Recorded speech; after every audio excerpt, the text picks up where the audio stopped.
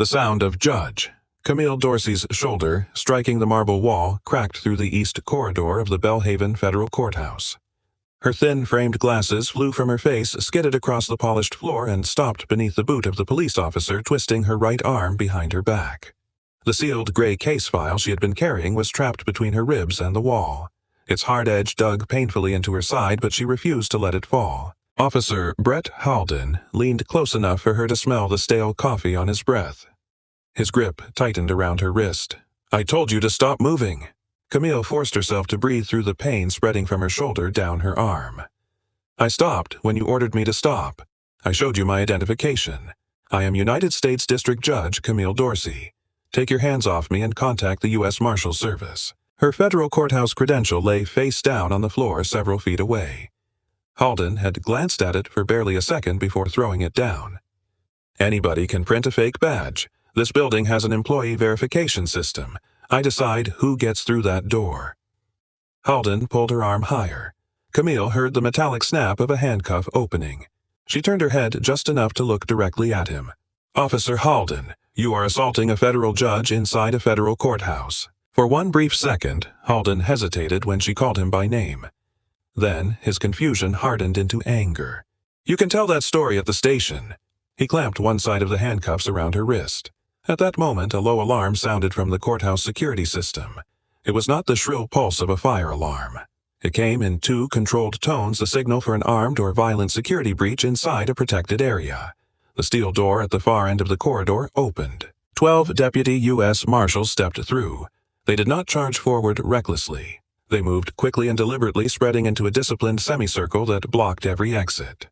Their eyes were fixed on Halden's hands, his duty weapon and the cuff hanging from Camille's wrist. The man at the center of the formation was Chief Deputy U.S. Marshal Darius Kenner, a broad-shouldered 52-year-old veteran who had overseen security for the Belhaven Federal District for nearly a decade.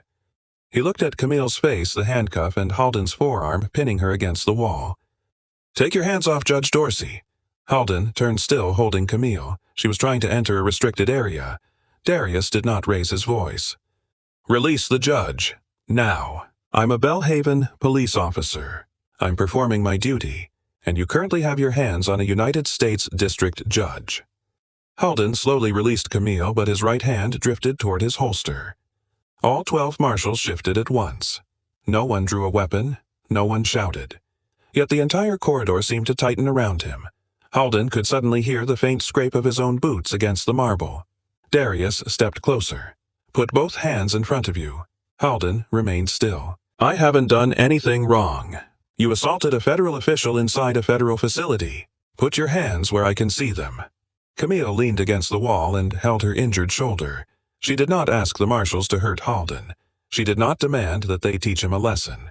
She looked at Deputy Marshal Tessa Wynne, who was approaching her carefully.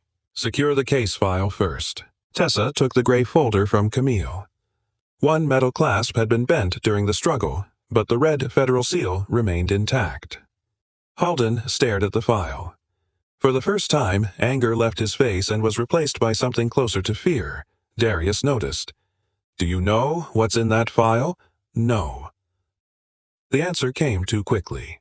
2 marshals moved behind Halden, removed his firearm radio and handcuffs, and secured his wrists. As they turned him away from Camille, he kept looking over his shoulder at the folder. Camille bent down and picked up her glasses. One arm of the frame was twisted. As she stood, the top page inside the damaged folder slid partly into view. The heading was clearly visible beneath the white courthouse lights. "United States of America, Cruz Brett Halden." Halden saw his name. He stopped struggling. Darius saw it too, although he was not surprised. He already knew why 12 federal marshals had assembled in the courthouse before sunrise. Halden swallowed. "What is that?" For several seconds, no one answered. Camille placed the bent glasses back on her face. Her shoulder throbbed with every movement, but her voice remained steady. "That is the federal arrest warrant I signed at 6:42 this morning." Halden stared at her as though he were seeing her for the first time. Camille continued. "You did not stop an intruder, Officer Halden. You just assaulted the judge who found probable cause to order your arrest." Darius turned Halden toward the steel door. "You told her she could explain herself at the police station." He met Halden's eyes. "She isn't going anywhere. We came here for you." Less than 10 minutes earlier, Camille had stepped out of a government sedan believing the most difficult part of her morning would take place inside a sealed courtroom on the 6th floor. The streets surrounding the Belhaven Federal Courthouse were still washed in the pale gray light of dawn. Barricades had been placed along the public plaza because a demonstration was expected later that morning. More than 100 residents planned to demand the release of records connected to the arrest of Isaiah Mercer, a 27-year-old black mechanic who had suffered 2 broken ribs while handcuffed in police custody. The Belhaven Police Department claimed Isaiah had resisted arrest and attempted to grab an officer's weapon. 4 officers signed reports supporting that account. Brett Halden had been the senior officer at the scene. Isaiah told a very different story. He said Halden stopped him because one of his taillights was cracked. When the officer discovered that Isaiah's vehicle registration had expired 2 days earlier, Halden ordered him out of the car. Isaiah complied. He placed both hands on the roof and asked whether the car would be towed. Before anyone answered, another officer kicked his ankle from behind. Isaiah fell to his knees. When he asked why he was being arrested, Halden drove a knee into his back. The officers cuffed him, pulled him away from the street, and dragged him behind an abandoned warehouse where there were no city surveillance cameras. There, according to Isaiah, they beat him for nearly 4 minutes. Afterward, the 4 officers filed nearly identical reports claiming Isaiah had attacked first. There was no public video from the warehouse. 3 of the officers reported that their body cameras had malfunctioned. The 4th claimed his camera had recorded only static before losing power. For weeks, Isaiah's account was treated as the word of a man with a criminal record against the sworn statements of 4 decorated police officers. When he was 19, Isaiah had been convicted of driving without a license and briefly fleeing after an officer attempted to stop him. He had completed probation years earlier, held a steady job, and had not been arrested since. None of that mattered once the Belhaven Police Department began speaking to the press. Every report about the beating mentioned Isaiah's old conviction. Commentators repeated it as though a mistake made at 19 proved he deserved whatever happened at 27. The case changed only when a probationary officer named Nathan Weller contacted the United States Attorney's Office. Nathan had not been present behind the warehouse. His assignment that night had been to inspect and upload body camera files at the end of the shift. While reviewing the devices, he discovered that one of the cameras reported as completely defective had captured audio. There was no usable image, but the sound was clear. Isaiah could be heard repeatedly saying that his hands were cuffed and that he could not move. His words were followed by heavy impacts, strained breathing, and an officer ordering someone to keep the blows below the shoulders so the injuries would remain hidden beneath clothing. Nathan recognized the voice. It belonged to Brett Halden. Before the recording could be entered into the department's permanent evidence system, Nathan was instructed by a supervisor to mark the file as corrupted and erase the local copy. Instead, he secretly saved it. For nearly 3 months, Nathan remained silent. He was 24 years old, newly married, and still in his probationary period. Reporting Halden could end his career before it began. Several officers had warned him that loyalty mattered more than paperwork. Then, one night, Nathan saw Isaiah's mother on television. She did not demand revenge. She did not insult the officers. She stood outside a church holding a photograph of her son before the beating and asked one question. If the cameras really failed, why won't they let an independent expert inspect them? The next morning, Nathan contacted a federal prosecutor. The investigation widened quickly. Technical records showed Halden and several officers under his supervision had repeatedly disabled body cameras before encounters involving force. Over a 2-year period, 13 serious complaints against the same group had been closed for lack of evidence. A woman who had witnessed an arrest told investigators that Halden offered to reduce charges against her brother if she signed a false statement accusing another suspect. A digital evidence employee discovered that Halden's login credentials had been used to alter timestamps on 3 body camera files. One officer claimed Halden regularly taught younger officers how to describe force in reports so that injuries would appear legally justified. By the previous evening, prosecutors believed they had enough evidence to seek arrest warrants for Halden and 4 other officers. Because the suspects had access to weapons department systems and one another, the operation had to remain secret. Investigators feared that even a minor leak could lead to destroyed evidence, coordinated false statements, or retaliation against Nathan. Camille was the emergency duty judge that week. She spent nearly 5 hours reviewing sworn affidavits, technical evidence, witness statements, and the recovered audio. She did not sign the warrants because the case had attracted public outrage. She signed them because the evidence satisfied the constitutional standard of probable cause. Before dawn, 12 deputy U.S. Marshals were summoned to the courthouse. They planned to serve 5 warrants simultaneously before any of the officers began their morning shifts. The Marshals gathered in a secure staging room behind a 6th-floor courtroom while Camille completed the final paperwork. No one expected that one of the men named in the warrants would be assigned to crowd control duty outside the very courthouse preparing to arrest him. Halden had been placed near the southern barricade shortly before 6:30. He had no idea that a federal warrant carrying his name was less than 200 feet away. He also had no authority to patrol inside the courthouse. When Halden noticed Camille approaching the employee entrance, he saw a black woman in a dark emerald suit carrying a sealed file. She was not wearing a judicial robe. No clerk or security detail walked beside her. The magnetometer at the east door had been opened temporarily so courthouse staff could move equipment. The deputy assigned to the entrance had stepped away for less than a minute to deal with a delivery truck blocking the secure lane. Halden left his outdoor post and entered the corridor. "The public entrance is around the front," he said. Camille stopped and took out her credential. "I work in this building. You can't come through here. You may scan my identification." Instead of scanning it, Halden took the card from her hand. His eyes passed over her photograph but barely stopped on the words United States District Judge. His attention shifted almost immediately to the sealed folder beneath her arm. "What's in the case? That is not within your authority. You're carrying an unchecked package into a government building. These are sealed court documents. Contact the U.S. Marshals Service if you require verification." Camille did not threaten him with her title. She did not attempt to push past him. She stepped backward to increase the distance between them and repeated her name and position.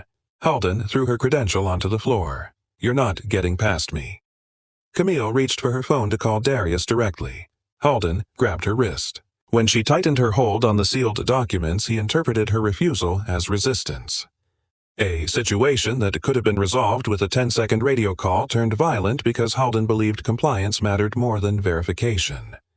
Now he was sitting in a federal holding room with his own handcuffs removed from his belt. Darius stood across the table and read him his rights. Halden demanded a police union attorney and insisted his actions had been reasonable. "I didn't know she was a judge." Darius placed 3 printed still images from the security footage on the table. The first showed Camille presenting her credential. The second showed Halden looking down at it. The third showed him throwing it onto the marble floor. "You didn't know because you chose not to verify it," Darius said. "She refused my orders, which order I told her to stop. She stopped. I told her to surrender the package. You had no authority to seize sealed federal court documents. I was protecting the courthouse." Darius leaned back slightly. "You were assigned outside the southern barricade." Halden's jaw tightened. "You abandoned your position, entered an area controlled by the Marshal Service, ignored the identity verification procedure, refused to contact federal security, and used force against an unarmed woman who was standing still." She looked suspicious. What exactly looked suspicious, Halden did not answer. Darius had spent enough years in law enforcement to recognize the difference between an officer who made a frightened mistake during a chaotic emergency and an officer attempting to justify every decision after learning he had targeted the wrong person. By 8:15 that morning, all 4 of the other officers listed in the warrants had been arrested. 2 were taken into custody at home. 1 was arrested in the station parking lot. The 4th attempted to erase messages from his phone when federal agents entered his office. News of the operation spread before prosecutors could issue an official announcement. A courthouse employee had seen Halden being escorted through the secure corridor. By 9 o'clock, television crews filled the plaza. The Belhaven Police Department released a carefully worded statement saying that an officer had been detained following an incident involving identity verification at the federal courthouse. The statement did not mention that Halden had thrown away Camille's credential, driven her into a wall, or begun placing her in handcuffs. 20 minutes later, the courthouse security video leaked. It had no audio, but the images were unmistakable. Viewers saw Camille stop and present identification. They saw Halden throw the card away. They saw her step backward. Then they watched him grab her, twist her arm, and slam her against the marble wall. Finally, they saw the steel door open and 12 federal marshals surround him. The video was shared millions of times before the end of the day. Many viewers focused on the instant reversal. They wrote that Halden had chosen the wrong woman, underestimated the wrong person, and discovered too late that her authority exceeded his own. Camille did not watch the online celebrations. That afternoon, after returning home with her right arm supported in a sling, she opened Isaiah Mercer's case file on her laptop. One question would not leave her mind. What would have happened if she had not been a federal judge? What if 12 marshals had not been standing behind the steel door? What if the corridor had not been covered by multiple federal security cameras? Halden might have taken her to the police station. His report might have said she became aggressive, refused to identify herself, and forced him to use reasonable physical control. The credential he threw away could have been described as unclear or suspicious. The sealed file could have been listed as an unidentified package. Her attempt to call federal security could have been portrayed as reaching for an unknown object. Camille understood that her title had not prevented Halden from touching her, but her title had guaranteed that people believed her immediately. Isaiah Mercer had not been given that protection. At the courthouse medical unit, Camille's law clerk, Priya Noland, had stood beside her while a physician examined her shoulder.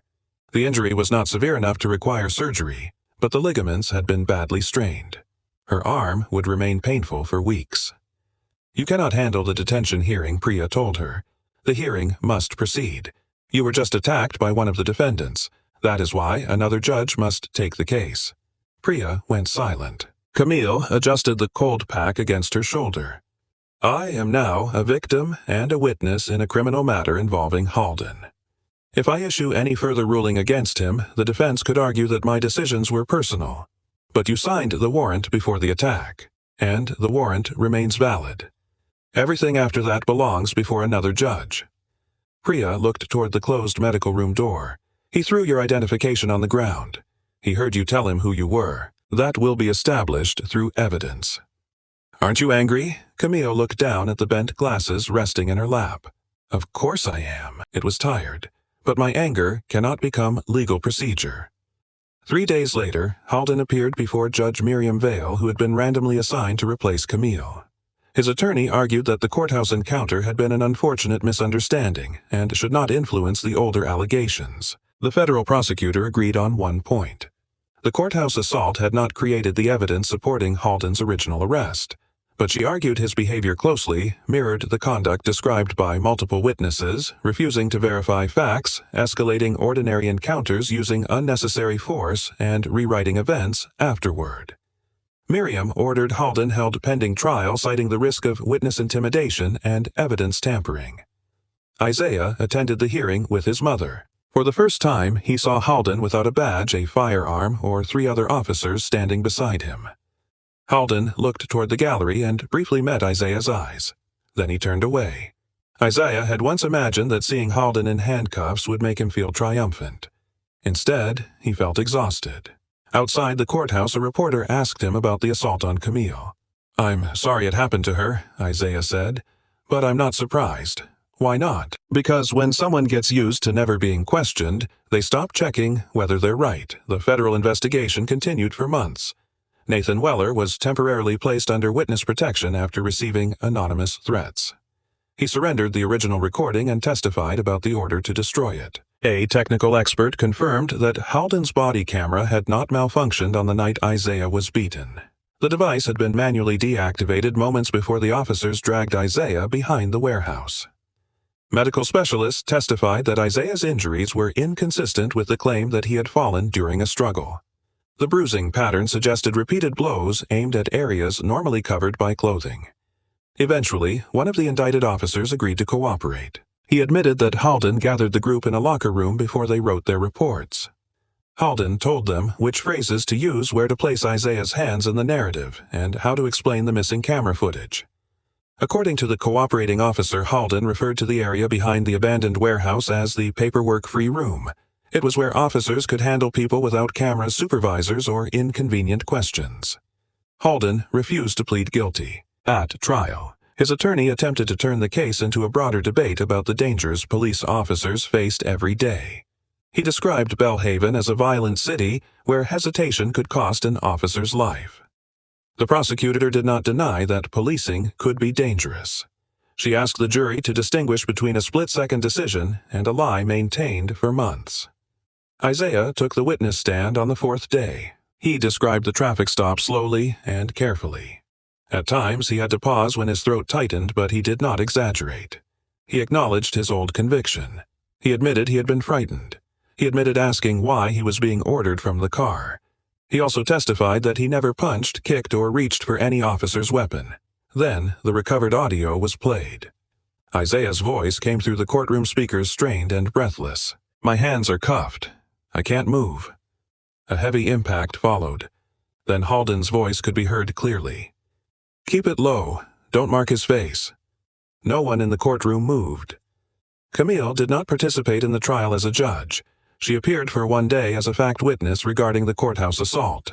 She described exactly what happened. She offered no opinion about Halden's character and made no statement about what sentence he deserved. The defense attorney asked whether she might have misunderstood Halden's intentions. "I cannot testify about what he was thinking," Camille replied. "I can testify that I stopped, presented valid identification, requested verification, and made no threatening movement. He threw my credential onto the floor, seized my wrist, and pushed me into a wall. Did you resist when he attempted to inspect the file? I protected sealed court records from an individual who had no lawful authority to access them. Did you tell Officer Halden that the file contained a warrant for his arrest? No, but the warrant was sealed, so he could not have known that you were involved in the investigation against him. That is correct." The attorney allowed himself a slight smile as though the answer had helped his case. Camille continued before he could move on. "It also means he cannot claim I threatened or provoked him with that investigation. He believed I was simply an ordinary black woman trying to enter the building where she worked."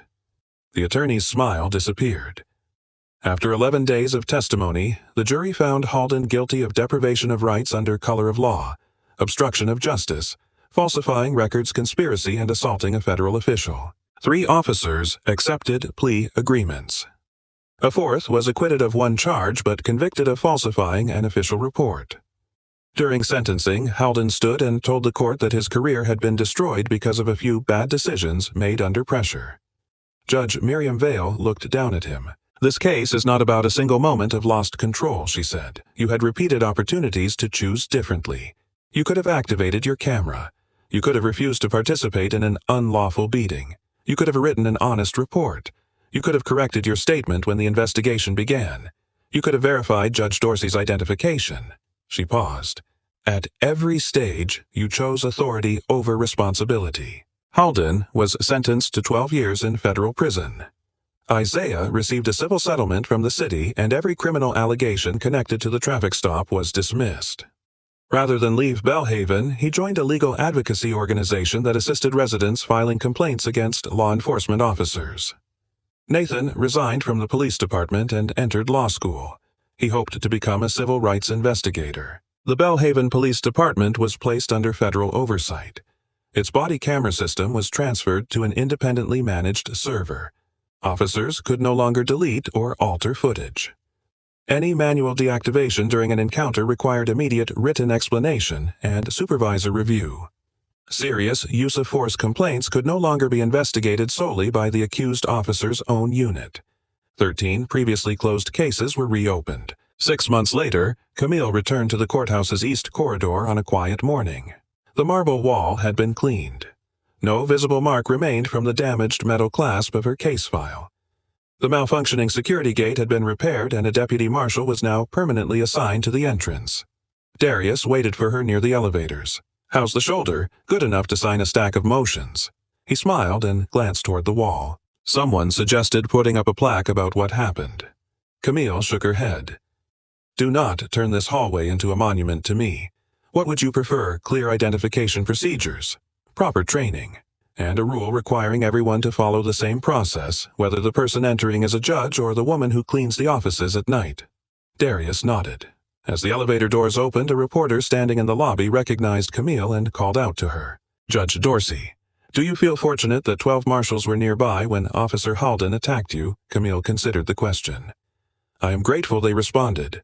"Then you do feel lucky. What stays with me is not how quickly they came. What is it? How many people have stood alone in front of an officer like Halden, without federal cameras, without witnesses behind a steel door, and without a title that made everyone believe them immediately? The reporter lowered her microphone slightly. Camille stepped into the elevator. Before the doors closed, she added one final thought. Justice is not measured by how well the system protects a federal judge. It is measured by whether that system protects a man like Isaiah Mercer before anyone knows his name. The elevator carried her toward the 6th floor, where another case was waiting. Below, the East Corridor returned to silence. People would always remember the image of 12 federal marshals surrounding Brett Halden. They would remember the moment he saw his own name printed across the arrest warrant. That was the moment millions of viewers found satisfying. But the true victory was not the sight of an arrogant police officer being placed in handcuffs. It was found in the body cameras that could no longer be quietly erased. It was found in the complaints that could no longer be buried because one officer's version was automatically considered more valuable than a citizen's. It was found in Nathan Weller being able to tell the truth without standing completely alone. And it was found in Isaiah Mercer walking into the courthouse no longer as a defendant, but as a man whose voice had finally been heard. Brett Halden once believed his badge gave him the power to decide who could walk through a courthouse door. In the end, that same door opened to bring him before the law.